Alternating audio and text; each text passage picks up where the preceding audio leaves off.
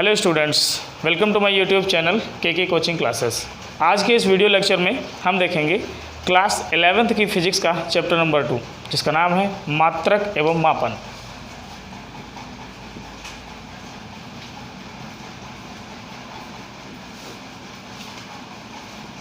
सबसे पहले एक वर्ड आपका आ जाता है मापन।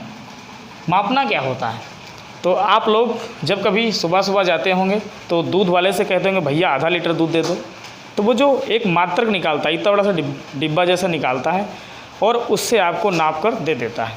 तो वो जो आपका नापता है, आप ऑयल ख़रीदने जाते हैं या दूध लेने जाते हैं, वो आपको एक माप करके देता है। आप सब्जी वाले से सब्जी लेते हैं, वो तौल करके देता है। आप कपड़ा लेने जाते हैं तो मीटर वाला नाप करके देता है। तो ये जो क्रिया है, किसी राशि को उसके चीज़ें सही क्लियरली पता लगाना, किसी राशि या किसी वस्तु के बारे में क्लियरली पता लगाना ही क्या कहलाता है? मापन कहलाता है। अब ये तो रही मापन की बात। अब मापन हम जिस मशीन से करते हैं, मापन की क्रिया जिस मशीन से करते हैं, उस मशीन को बोलते क्या हैं? तो उस मशीन को कहा जाता है मात्रक। ठीक है, समझ गए? तो सबसे पहले हम जानेंगे राशि क्या होता है। इसको कहते हैं भौतिक राशि।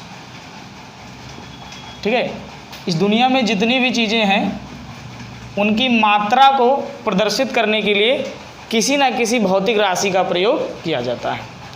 अब बात आती है कि भौतिक राशियाँ कितने प्रकार की होती हैं। तो भौतिक राशियाँ जो आपकी होती हैं वो दो प्रकार की होती हैं। कौन कौन सी? एक होती हैं मूल राशियाँ,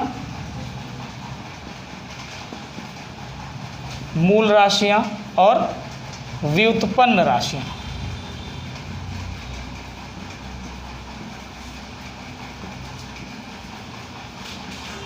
मूल राशियाँ और व्युत्पन्न राशियाँ। उसी प्रकार से मात्रक भी होते हैं। मूल राशियों के जो मात्रक होते हैं उनको कहा जाता है मूल मात्रक।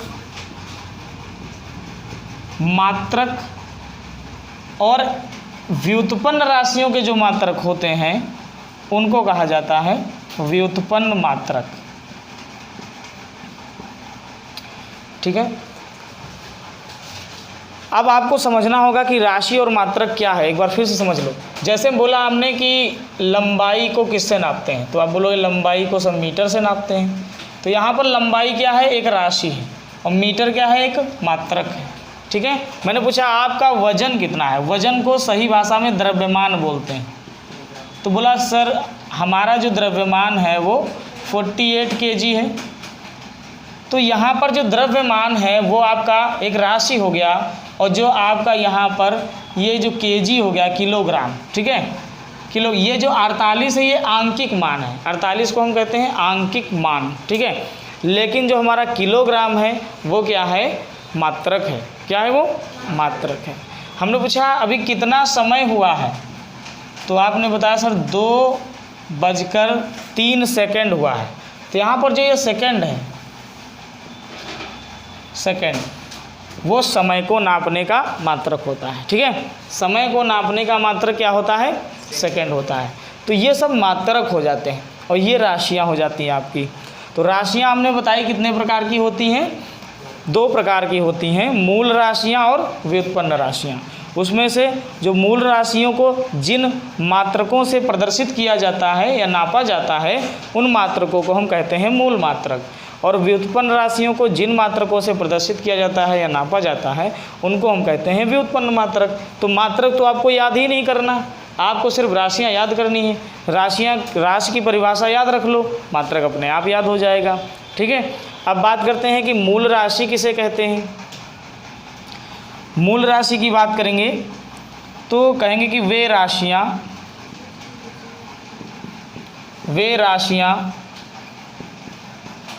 जो किसी दूसरी राशि पर निर्भर नहीं करती, जो किसी दूसरी राशि पर निर्भर नहीं करती, जैसे लंबाई, द्रव्यमान, समय आदि, ये सब आपकी क्या हो जाती हैं, ये आपकी मूल राशियाँ हो जाती हैं। ठीक है, ये आपकी मूल राशियाँ हो जाती हैं। एक और पॉइंट बना लेंगे, इसमें लिखेंगे कि इन्हें एसआई पद्धति में शामिल किया गया है और इनकी कुल संख्या कितनी होती है, इनकी कुल संख्या 7 है। ठीक है, कुल संख्या इनकी कितनी है, 7। समझ में आई बात। तो मूल राशियों की कुल संख्या एसआई पद्धति में कितनी है, 7 मूल राशियां हैं। एसआई सिस्टम में कुल मूल राशियां कितनी हैं, 7 हैं। ठीक है, तो आपने यहाँ तक जान लिया कि मूल राशियाँ क्या होती हैं। वे राशियाँ जो किसी भी दूसरी राशि पर निर्भर नहीं करती। ध्यान समझना, वे राशियाँ जो किसी दूसरी राशि पर निर्भर नहीं करती, वे क्या कहलाती हैं, मूल राशियाँ कहलाती हैं। मूल राशियों को एसआई सिस्टम में रखा गया है और इनकी जो कुल संख्या है वो कितनी है, 7 है।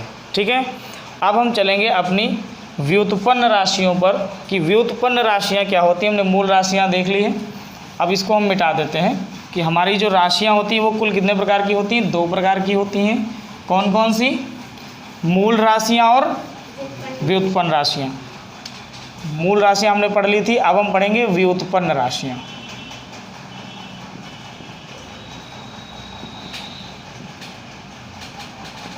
तो देखो, व्युत्पन्न राशियाँ जो होती हैं, लिखेंगे वे राशियाँ जो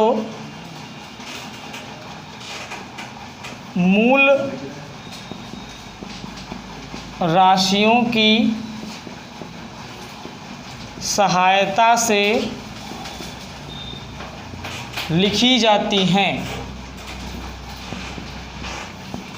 वे राशियाँ जो मूल राशियों की सहायता से लिखी जाती हैं क्या कहलाती हैं, व्युत्पन्न राशियाँ कहलाती हैं। मूल राशियाँ क्या थी, किसी भी राशि पर निर्भर नहीं करती थी, लेकिन व्युत्पन्न राशियाँ किस पर निर्भर करती हैं, मूल राशियों पर निर्भर करती हैं। उदाहरण के लिए जैसे आपके पास हो जाता है, जैसे चाल, त्वरण,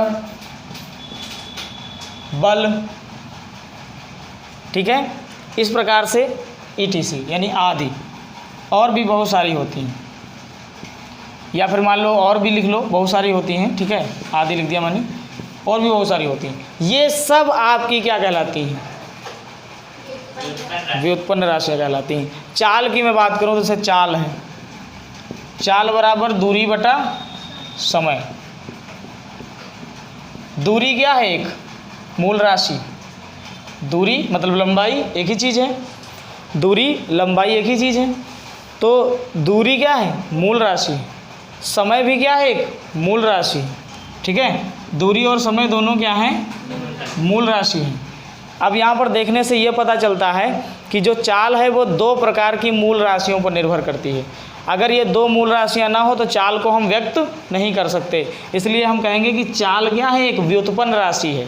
चाल क्या है, एक व्युत्पन्न राशि, अर्थात वह राशि जो खुद मूल राशि पर निर्भर हो, जिसको लिखने के लिए, जिसको व्यक्त करने के लिए हमें मूल राशियों की सहायता लेनी पड़े, उन राशियों को हम क्या कहते हैं, व्युत्पन्न राशियाँ कहते हैं। आई बात समझ में।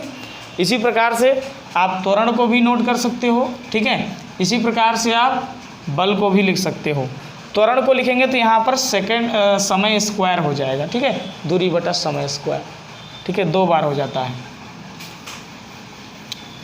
चलो अब हम बात कर लेते हैं इनके मात्रकों पर कि मूल मात्रक क्या होते हैं, व्युत्पन्न मात्रक क्या होते हैं। तो उसमें आपको ज़्यादा डिटेल में पढ़ना ही नहीं है, बस आपको ये जानना है कि मात्रक होते कितने टाइप के हैं। तो मात्रक आपके 2 टाइप के होते हैं, मूल मात्रक और व्युत्पन्न मात्रक। तो मात्रक आपके हो जाते हैं 2 टाइप के, मूल मात्रक, व्युत्पन्न मात्रक। मूल मात्रक क्या होते हैं? अब इसकी डिफिनेशन क्या लिखेंगे? वेरी सिंपल डिफिनेशन लिखेंगे, मूल राशियों के मात्रकों को मूल मात्रक कहा जाता है। बात खत्म। ठीक है, इसकी डिफिनेशन लिखने की आवश्यकता नहीं है, बस समझ लो। मूल मात्रक किसे कहते हैं? तो बोलेंगे मूल राशियों के मात्रकों को मूल मात्रक कहा जाता है। व्युत्पन्न मात्रक की बारी आएगी तो बोलेंगे व्युत्पन्न राशियों के मात्रकों को व्युत्पन्न मात्रक कहा जाता है। ठीक है, तो आपने यहाँ पर मूल राशियाँ जान ली। ठीक है, अब हम पढ़ेंगे थोड़ा सा जिसको हम कहते हैं मात्रकों की अंतर्राष्ट्रीय प्रणाली। अब हम पढ़ेंगे मात्रकों की अंतर्राष्ट्रीय प्रणाली, या हम बोले तो मापन की प्रणालियाँ। ठीक है, अब हम मापन की प्रणालियाँ पढ़ेंगे, या इनको हम कह सकते हैं पद्धतियाँ। तो देखो, मापन की जो प्रणालियाँ हैं वो मुख्यतः जो ज़्यादा फेमस है वो तो SI सिस्टम है। ठीक है, जो पूरे इंटरनेशनल यानी कि स्तर पर लागू की जाती है, जिसको हम बोलते भी हैं सिस्टम इंटरनेशनल दी यूनिट्स। ठीक है, इसका पूरा नाम होता है SI का पूरा नाम होता है सिस्टम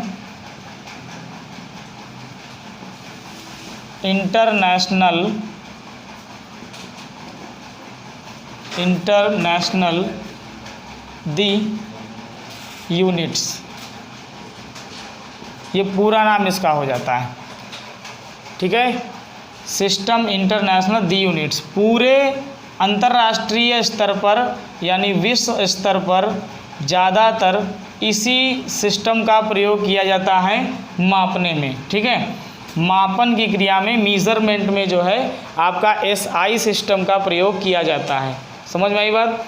ठीक है, लेकिन हम आपको इसके इतिहास से लेकर चलेंगे, इसके इतिहास से आपको लेकर चलेंगे। इतिहास क्या है? तो शुरुआत में सबसे पहले आपकी पद्धति आ जाती है CGS। ओके, CGS, जिसमें C का मतलब होता है सेंटीमीटर। क्या मतलब होता है? सेंटीमीटर। अर्थात जो लंबाई होगी, लंबाई का जो मात्रक होगा वो सेंटीमीटर होगा। आज भी यूज़ करते हैं हम लोग लंबाई को, छोटी लंबाई को जब नापते हैं तो किससे नापते हैं? सेंटीमीटर से नापते हैं। यानी इस पद्धति का प्रयोग हम आज भी करते हैं। ठीक है, और द्रव्यमान का मात्रक क्या होगा? किलो, केवल ग्राम। क्या होगा? ग्राम। द्रव्यमान का मात्रक क्या लिया जाएगा यहाँ पर? ग्राम। और समय का मात्रक क्या लिया जाएगा? सेकंड। ठीक है, तो ये था इसका सिस्टम। इसका full form CGS, centimetre gram second पद्धति। ठीक है, CGS को बोलते हैं सेंटीमीटर ग्राम सेकंड प्रणाली। समझ में आई बात? तो ये पहली प्रणाली आपकी होती थी। इस प्रणाली में लंबाई को किससे नापते हैं? सेंटीमीटर से। और वजन को किससे नापते हैं? ग्राम से।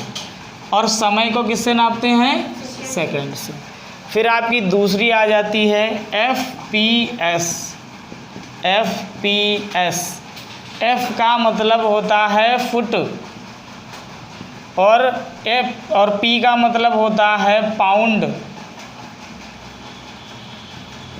और S का मतलब फिर से सेकंड। Okay, second. तो यहाँ से आपको एक चीज़ समझनी होगी कि आखिर ये फुट क्या है, कौन सी बला है। तो जो गांव के लोग हैं वो जानते होंगे, या फिर सिटी के लोग भी जानते हैं जो प्लाट वगैरह ख़रीदते हैं, कि फुट में ही नापा जाता है। तो फुट भी आपका एक लंबाई का मात्रक होता है। ठीक है, इस पद्धति में यानी FPS प्रणाली में लंबाई का मात्रक फुट होता है, वजन का मात्रक पाउंड होता है, और सेकंड समय का मात्रक होता है। ये लगभग आपका 455 ग्राम के आसपास होता है, आधा किलो से भी कम। ठीक है, आधा किलो के लगभग बराबर होता है पाउंड। ये पद्धति आज भी कहीं चलती है बहुत बढ़िया से। कहाँ चलती है? इंग्लैंड वगैरह में। ठीक है, तो ये ब्रिटेन में चलती है। समझ आई बात? FPS पद्धति अभी भी ब्रिटेन में चलती है, वहाँ पर किलोग्राम नहीं चलता, वहाँ पे आप जाओगे तो बोलोगे please give me 1 pound potato, वो आपको 1 पाउंड जो है क्या दे देंगे, पोटैटो दे देंगे। ठीक, अब ये क्या होता है, पोटैटो क्या होता है, पता नहीं क्या होता है, आलू को कहते हैं ना। चलो ठीक है, हमें लगा था कि मतलब तुम लोगों को आता है, हमको अंग्रेजी नहीं आती है, इसीलिए हमने पूछा। टोमेटो मीन्स टमाटर ही होता है ना, हम मटर सोच रहे थे, सही बात। चलो हमको इंग्लिश आती ना, दिक्कत ये है, इंग्लिश आती तो ब्रिटेन में रहते अब तक बढ़िया से। चलो ठीक, अब देखते हैं। तो आपकी तीसरी पद्धति ये समझ लिया कि लंबाई का मात्रक फुट होगा, ठीक है, और वजन का मात्रक यानी द्रव्यमान का मात्रक पाउंड होगा, ठीक है, और समय का मात्रक सेकंड होगा। जब आप अभी 12th में जाओगे तो उसमें एक मिलता है द लाइट ऑफ एशिया, एक चैप्टर है, खूब बड़ा सा नाटक, ठीक है, जिसको विलियम शेक्सपियर ने लिखा है। समझ गए, विलियम शेक्सपियर एक बहुत बड़े नाटककार थे, उन्होंने इस नाटक की रचना की है। इस बार तो यूपी बोर्ड ने 30% सिलेबस कम किया ना, तो उसमें ये पूरा चैप्टर ही हटा दिया, ठीक है, विलियम शेक्सपियर का। हालांकि मैं अंग्रेजी आती नहीं, लेकिन अंग्रेजी के बारे में थोड़ा बहुत जानते हैं। तो क्या है कि उन्होंने पूरा चैप्टर ही क्लियर कर दिया, बोला हटाओ इसको, ये बेकार की कहानी है। बहुत बड़ा नाटक भी था। तो उसमें यही होता है कि एक आदमी से वो कहता है कि मुझे अपने शरीर से 1 पाउंड मांस दो, ठीक है। तो वहाँ पे आपको पाउंड का मतलब समझ में आएगा जब आप पढ़ोगे। अगले साल रहेगा, हटेगा नहीं। इस साल से 30% कम ही आया है ना, टाइम वेस्ट हो गया इतना सारा कोविड-19 के कारण, फालतू में। पता नहीं कहाँ से कोरोना वायरस आ गया, ये चाइना वाले पता नहीं क्या क्या खा के भेज देते हैं, जाओ इंडियंस को बर्बाद करो, बच के रहना। देखो यहाँ पे अब हम बात करते हैं MKS, किसकी बात करेंगे, MKS पद्धति की। MKS क्या होता है, तो M का मतलब क्या होगा बताओ, मीटर। K का मतलब क्या होगा, किलोग्राम, किलोग्राम। और S का मतलब सेकंड ही रहेगा। मतलब लंबाई का मात्रक क्या होगा, मीटर, समय और द्रव्यमान का मात्रक क्या होगा, किलोग्राम, और समय का मात्रक क्या होगा, सेकंड। ये इंडिया में खूब तगड़े से चलती है, कहीं कहीं ये भी देखने को मिल जाती है, कहीं कहीं ये भी। इंडिया में तो तीनों ही मिल जाती हैं, ठीक है। चलो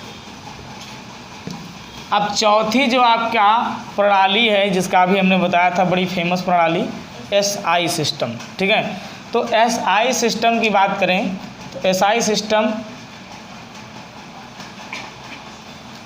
SI प्रणाली में मूल राशियां व उनके मूल मात्रक, आज हम यहाँ पर अब देखेंगे ये चीज़। एक बढ़िया से सारणी बनाएंगे, ठीक है। यहाँ पर लिख देंगे राशि का नाम, यहाँ पर लिखेंगे मात्रक का नाम, आगे लगा लो मूल राशि का नाम, यहाँ लिख लो मूल मात्रक का नाम, ठीक है। मूल मात्रक का नाम, मूल राशि का नाम, यहाँ पर लिख लो प्रतीक, मूल मात्रक को किससे प्रदर्शित करते हैं, और आपको एक सारणी बना लेनी है, ठीक है। तो सबसे पहले बात करेंगे कि कितनी मूल राशियाँ होती हैं, कितनी मूल राशियाँ टोटल, 7 मूल राशियाँ। क्रम से बताओ, याद है,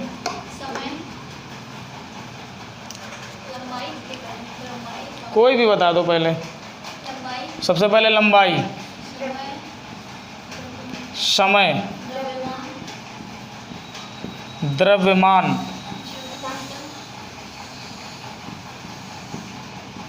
ताप, ज्योति तीव्रता, ज्योति तीव्रता, और फिर है पदार्थ की मात्रा।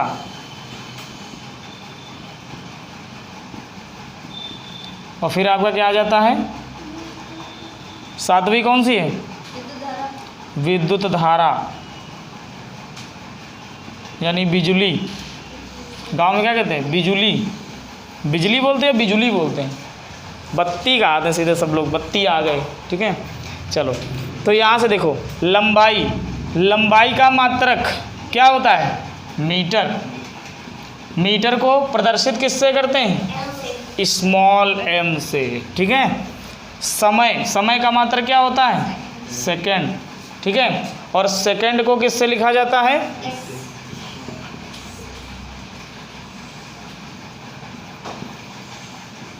सेकंड गलत तो नहीं लिखा? ठीक। वैसे हम यहाँ से ये हटा करके अंक की बिंदी भी लगा सकते हैं, कोई दिक्कत नहीं है। ठीक है। समय का मात्रक क्या होता है? सेकंड। और सेकंड को स्मॉल s से लिखा जाता है। द्रव्यमान का मात्रक क्या होता है? किलोग्राम। और किलोग्राम को हम किससे लिखते हैं? kg। ताप का मात्रक क्या होता है बताओ? केल्विन। और केल्विन को किससे प्रदर्शित करते हैं? K से। ज्योति तीव्रता का मात्रक क्या होता है? इसका नाम बहुत बढ़िया है, कैंडिला या कैंडेला। ठीक है, कहीं कहीं कैंडिला भी मिलता है, समझ गए? कैंडेला या कैंडिला।